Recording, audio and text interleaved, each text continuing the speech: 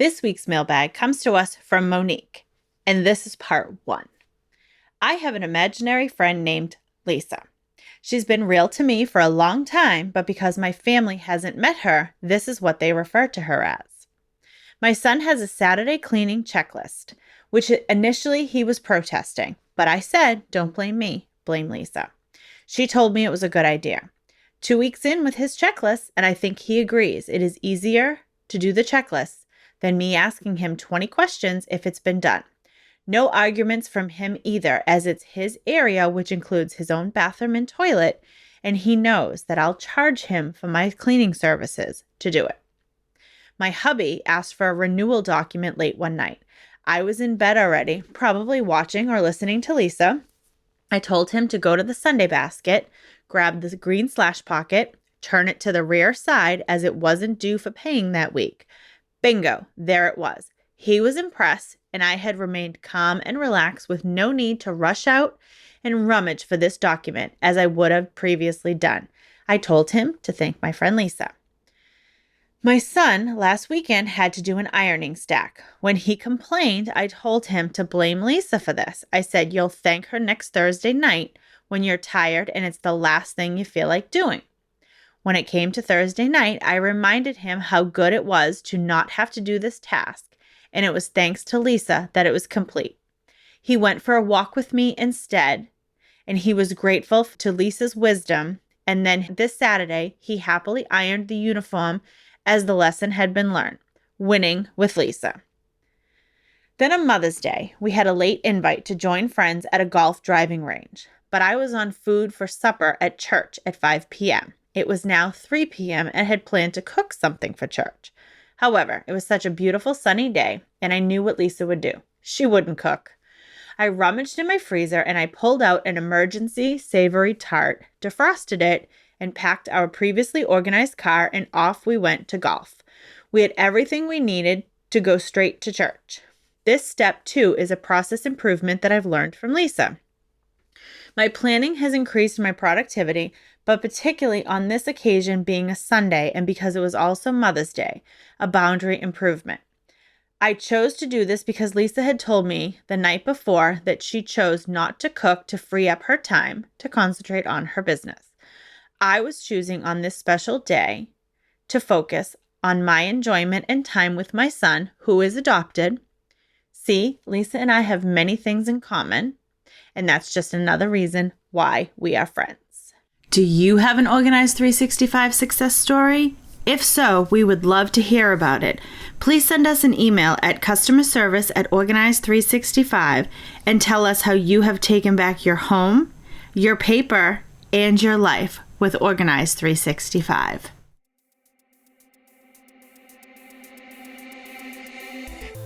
Welcome to the Organized 365 podcast.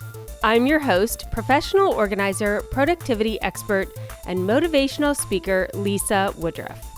This podcast will help you embrace progress over perfection and create lasting functional organizing in your home. I have so much to share with you, so let's get started. I am so excited to end this teaching series with the next 2 podcasts. You know, I have a unique lens when I talk to you about organizing your home because I have been a primary stay-at-home mom for 20 years, and I understand how the home changed over those different seasons with my own kids and raising my kids and doing almost all of the houseworking in my younger years. I also have organized hundreds of homes in Cincinnati, and I have seen how those homes have run.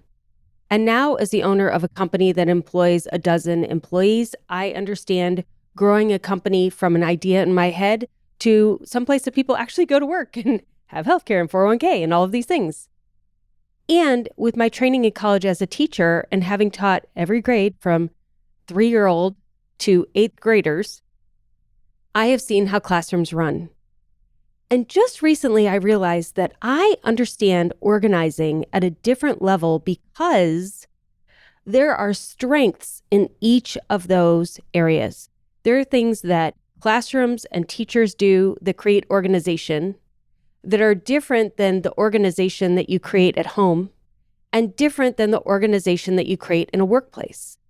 But if we could take the best of all 3 and put them together, then you can achieve organizational balance in your personal, your home, and your work life.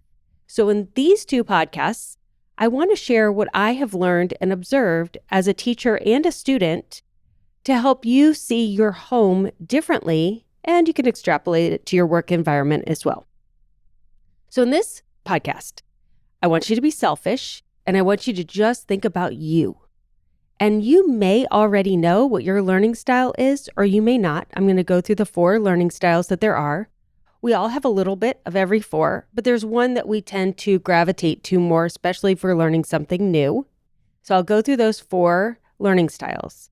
Then I'll explain how the Organize 365 products work for each of those learning styles, because as a teacher, I created the systems to all work for whatever learning style you have, and then how you can take that further.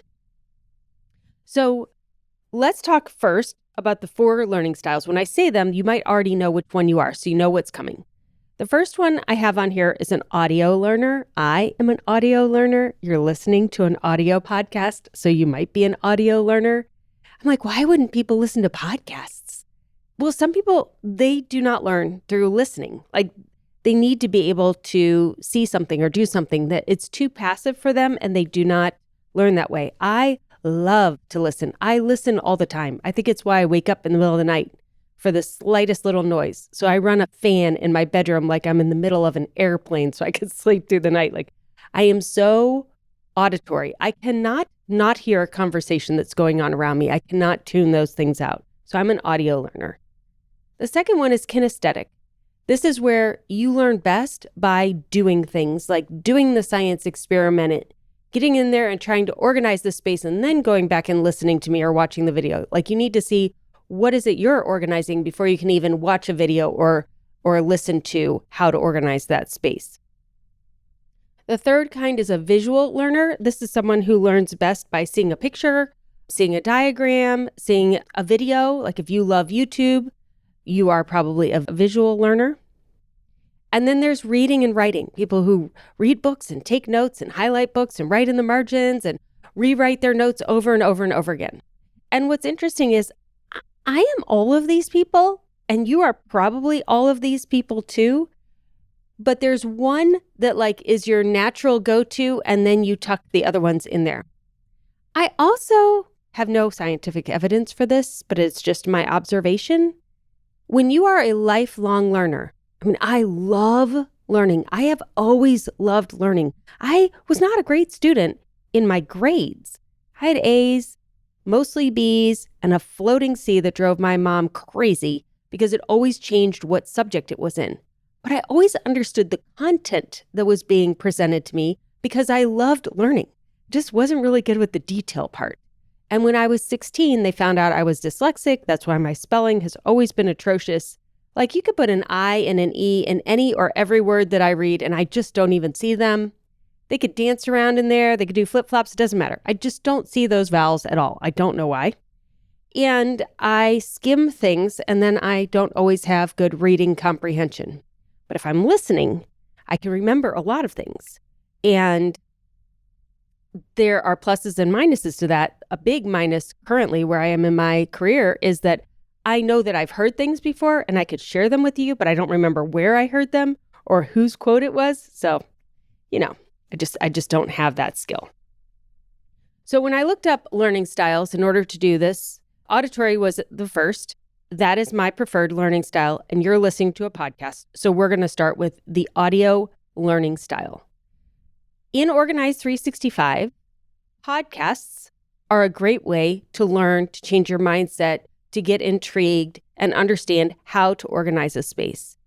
I purposely picked podcasts as the number one mode of teaching the skill of organizing in my business for 2 reasons. Number one, I'm an atrocious speller. And so I had a blog and I had an editor and I was doing the best I could, but it was taking me so long to write things. I could get out things so much faster if I did them in a podcast. So that was number one. I prefer audio over writing because of my spelling.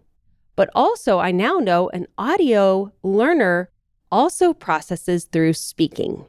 And I know that I always process information through speaking. I can have an idea in my head, and then I share it with someone, and then I share it with someone else, and then I share it with you on the podcast. And every time I share my idea, it gets clearer and clearer and clearer in my head, and then I'm ready to take action. So I have to hear an idea, then I have to verbally process it with other people, and then I take action. So if you're an audio learner, you might do the same thing. So in Organized 365, listening to the podcast would be step one. If you're an audio learner like I am, you might listen to TV. So I almost never watch TV. I'm always doing a puzzle, folding laundry, doing whatever. And Greg is watching the TV show next to me. I haven't looked at the TV show the entire time. And Greg will say, "Who's this guy?" I'm like, "Oh, he's the one that did da da da da da." But I'm not looking at the screen. Then at some point I'll look up, I'll go, "Who's that?" And he goes, "It's the main character," because I have not been watching the TV at all. So if you find yourself doing other things while people are talking, you're probably an audio listener. So inside of the program, when you're doing the Sunday Basket Productive Home Solution workbox, when you have one of those pieces of the part, you're going to have the podcast to listen to. You can listen to the videos that are there instead of watching them. You don't need to watch them.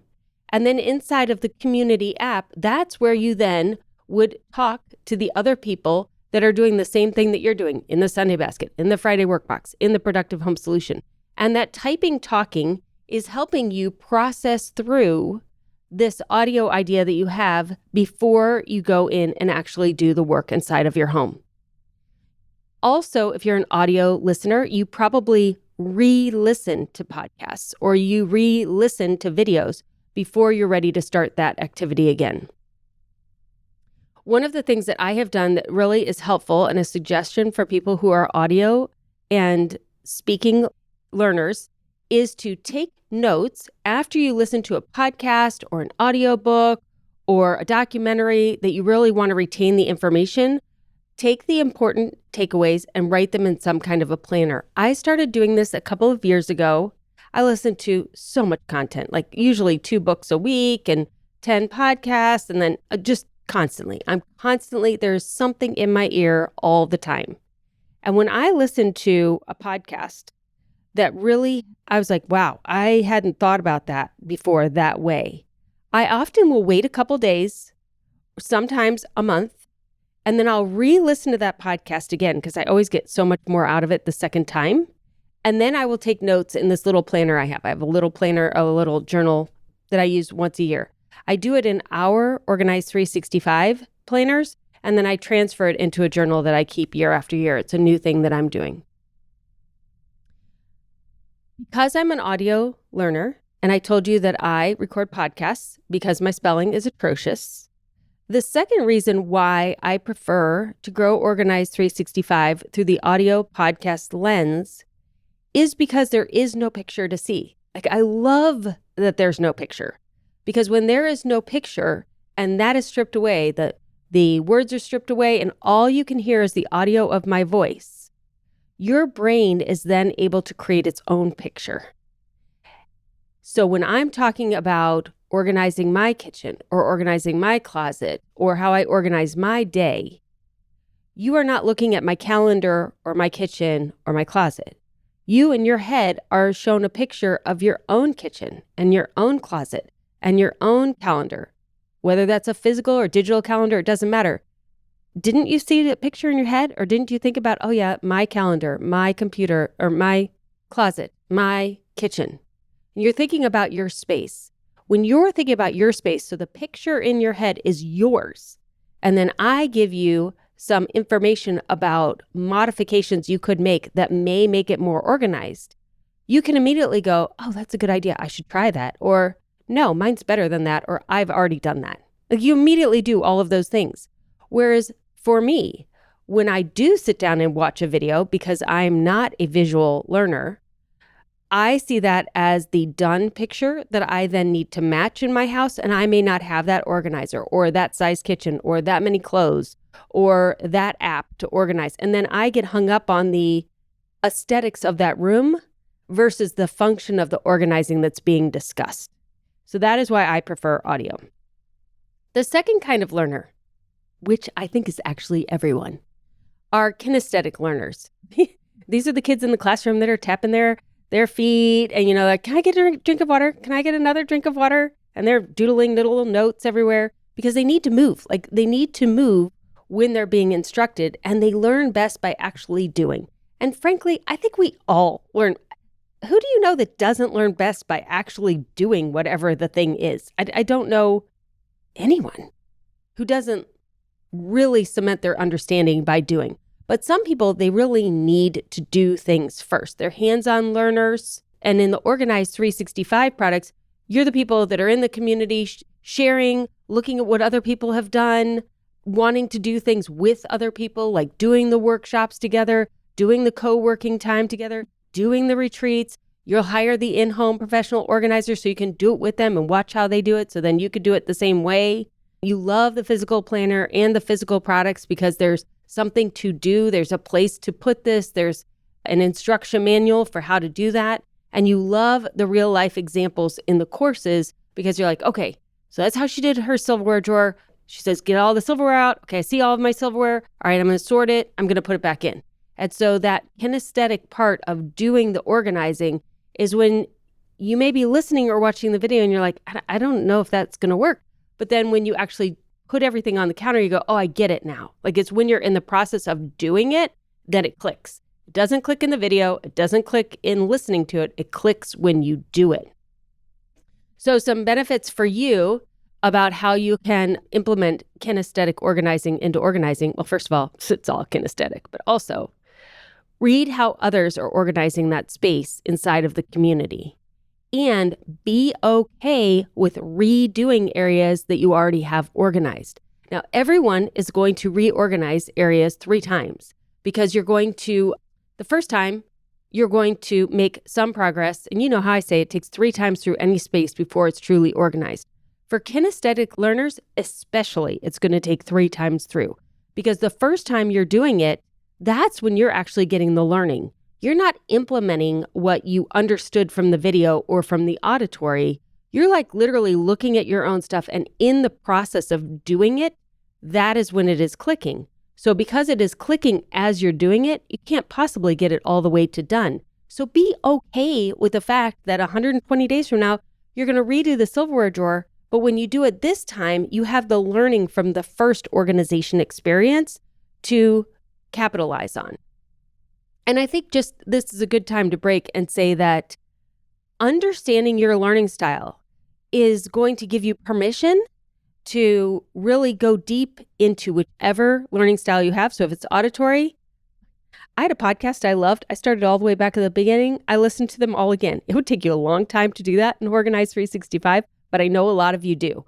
And that is building your auditory bank so that when you do the organizing, you have so much more to go on. If you're kinesthetic, give yourself the permission of time and grace to know that you actually are going to have to take all 3 times going through most of these spaces because your learning happens in your doing. It is not going to be one and done. I never promise for it to be one and done, but I think you need to internalize and give yourself the grace to learn the skill, and you learn the skill through the doing. The third learning style is visual. These are people who definitely watch the video, the TV show. Nothing else is happening when the TV is on. They're sitting there, they're watching it, they're observing everything that's going on in that show. You learn great through visuals, through printables, through social media. Whenever we have little icons on there, like that really helps you get more organized. You love a checklist, not only to check things off the checklist, because you can visually see the representation of the work that needs to happen or the steps that need to be accomplished in order to achieve that thing. You learn great through diagrams, and you learn great through co-working time because you can watch other people doing what it is you need to be doing. So that visual is there while you're working. For me, I say I'm not. So I have a photographic memory. When I see a picture, I can still see it later. So the teacher that sent me to be diagnosed with dyslexia, it was a junior year test I took. And I had 2 instances that the teacher was like, okay, it's time for you to go see a specialist. The first one was when I turned in a paper and I said, I don't know the answer to number 5, but it's on page 35 under the picture of this in the third line. It's the fifth word. And she goes, you're not getting credit for that. I'm like, oh, all right. So then a couple months later, I went up and I turned in my test. And, I'm an audio person, so I'm always talking. And I probably just said it offhandedly as I'm handing in my paper because, I was talking. And I said, this is a great conversation and everything that we had to write on, but he obviously was being converted to Catholicism, so I don't know why they called it a conversation. And the teacher just looked at me and she said, read the title of this poem or whatever it was. And the title was The Conversion of Bede. I was in Catholic school and he was being converted to Catholicism. I said, The Conversation of Bede. And she said, read it again. Conversation of Bede. She pointed to conversation. She said, look at that word and read it to me. I was like, conversation. She's like, we are referring you to Sylvan Learning Center. So off to Sylvan Learning Center I went, and she said, it's conversion. This word is conversion. I couldn't even see the word conversion. I mean, it had a C and a V in it, so it's conversation, like all the other letters, whatever. So my mom takes me to Sylvan Learning Center, and they were like, okay, because I was 16. I mean, everybody there is so much younger. They're like, okay, we could give her our battery of tests. She's going to pass all of them. He said, but I'm going to give her a test that we would give her if she had failed 3 other tests, and I don't think she'll be able to take it. They're like, fine, give her that test. I was like, yeah, give me that test. They gave it to me. I failed with flying colors. They were like, yep, you have dyslexia. They're like 600 different kinds. So my parents said, what do we do? And he said, nothing. She's compensated this long. There is nothing to do for this at this point. This is in the 80s. We knew there was an issue when I could never spell right. Like my 6th grade teacher said, Lisa will have to carry a dictionary for the rest of her life. You guys, a dictionary does you no good when you don't know what the word starts with. My dad bought me a Franklin speller. It was like, it looked like a little calculator, and you could type in a phonetic word and it would tell you how to spell it. And so my dad got it for me. It was really expensive. It was like $150 or something. We didn't have $150, but I was so bad at spelling. And I was like, Dad, it's broken. And he's like, how is it broken? I was like, well, I typed in this word. He goes, how did you spell it? So I told him, he's like, that's not even phonics.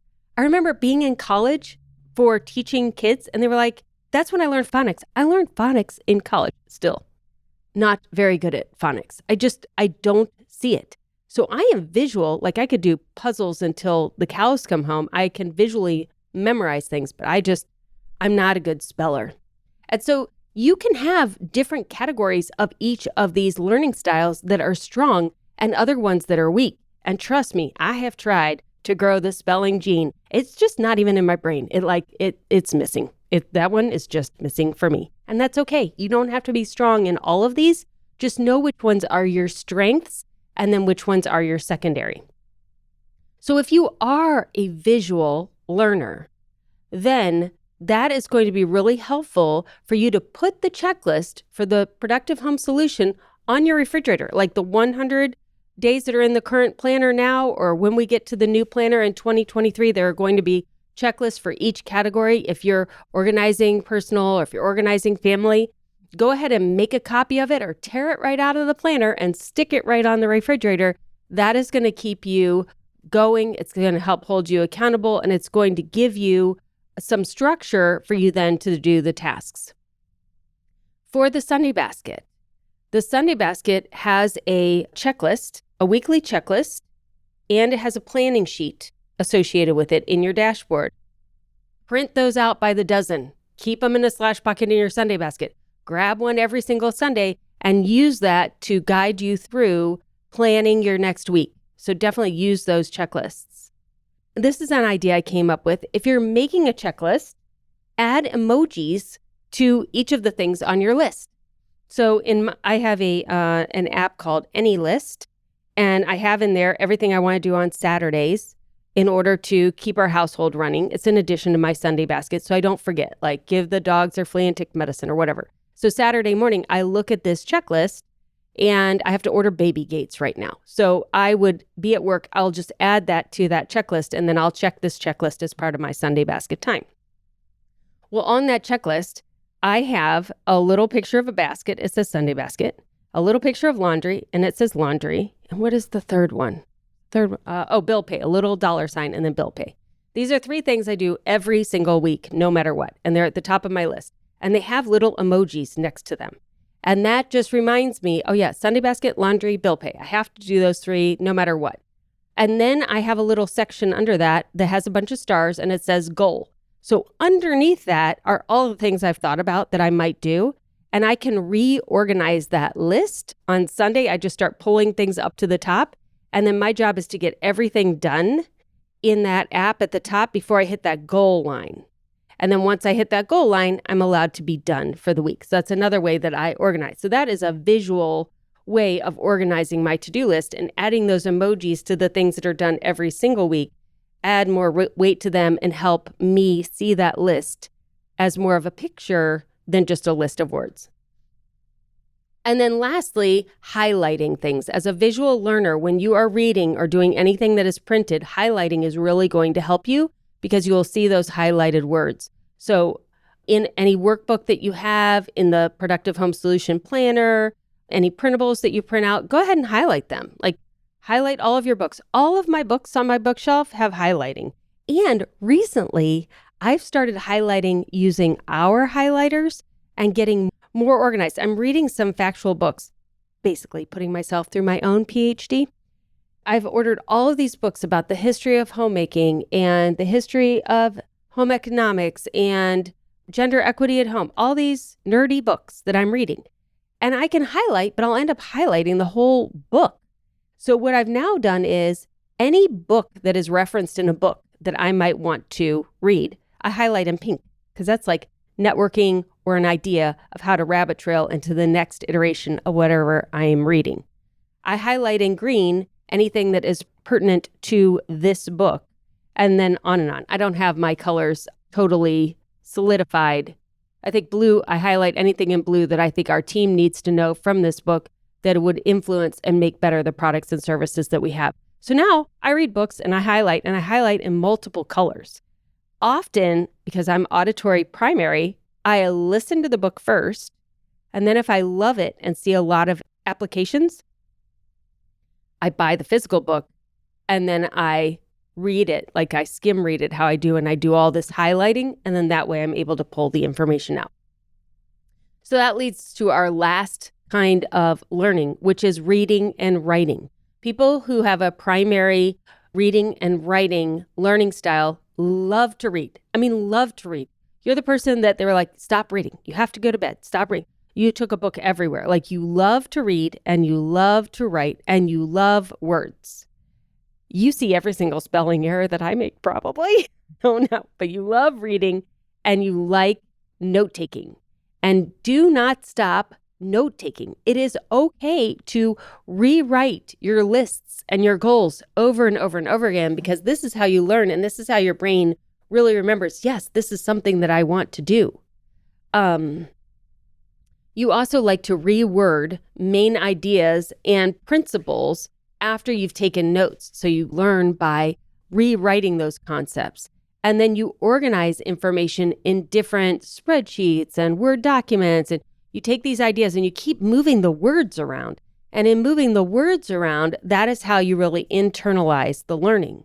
So for Organize 365, you're going into the dashboard and you're reading the blog posts from 7 years ago, which were really well written. And you're reading all of those and you're looking at the pictures associated with that. And then you're going and you're finding the podcast show notes and you're reading the summaries there. You're reading every newsletter that comes out. You're like, oh, okay, this is where we are in our organizing energy. You really like all of those words and you organize that way. So when you put all of this together, you get deeper and deeper understanding. So even though I'm not a good speller, I love reading and I really like writing.